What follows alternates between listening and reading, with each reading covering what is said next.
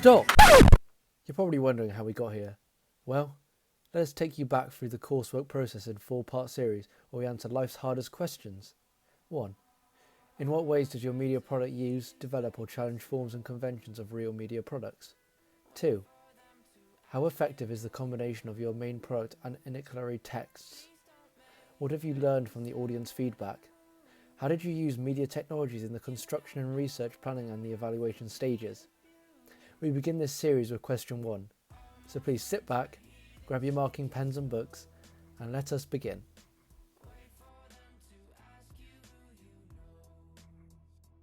Music videos, much like other media products, have conventions that are usually included in them.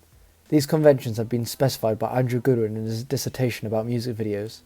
Here, he explained the different conventions that make up a music video and how they are distinguished. These conventions are: voyeurism. There is likely to be a reference of voyeurism, particularly in the treatment of women in the systems of looking. Music and visuals. There is a relationship between the music and the visuals. Lyrics and visuals. There is a relationship between the lyrics and the visuals. Genre-specific. Particular genres may have their own style and iconography. Close-up. There is a predominance of the close-up of the main artist/lead vocalists. Star iconography. The video may help to develop the artist's own style or star iconography, which means they become recognizable beyond the video. Intertextuality. There is likely to be an intertextual reference either to other videos or to other film or text.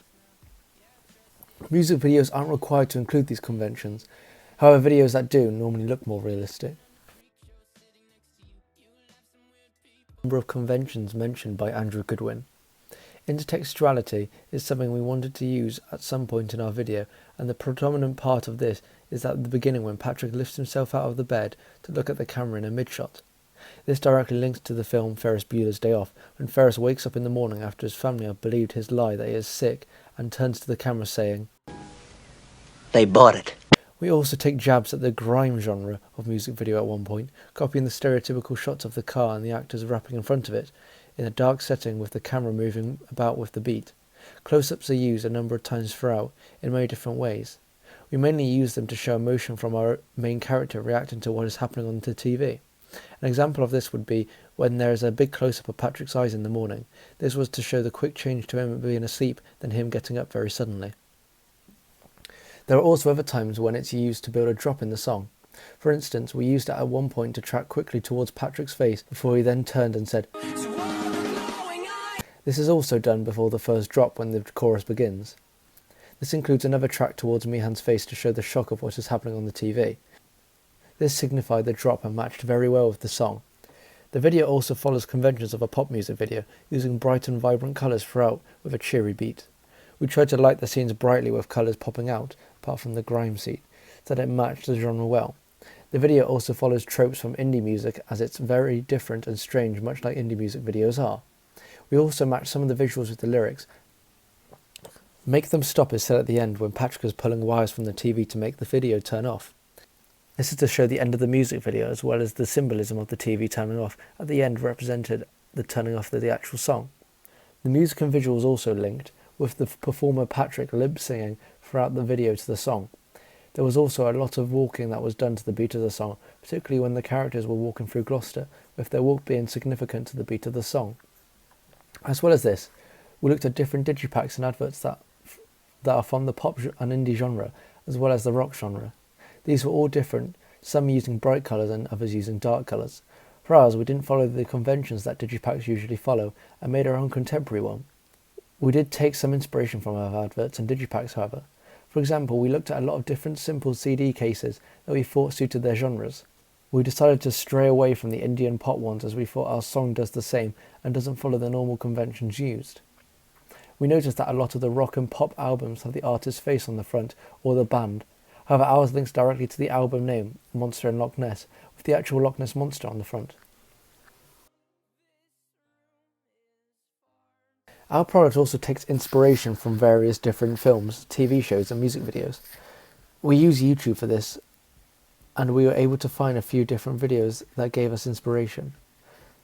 We looked at the video, Is This the Way to Amarillo, for the walking sequences, as we wanted the walks to be unrealistic and stylized. We also looked at Peter Kay's face in the video, which seems to be bright and vibrant throughout, which was the aim for our own music video. Another similar shot we used was one from the Stressed Out music video by 21 Pilots. In this, the shot is a long shot showing the whole band. This shot is played throughout the whole chorus and shows a lot of action that is happening in the scene. We looked a lot at the BBC drama Sherlock as inspiration for our transitions, as the show makes them quick and fluid. We wanted the transitions from the scene to scene to be exciting without having to jump cuts at every point. We wanted to change that to a different scene.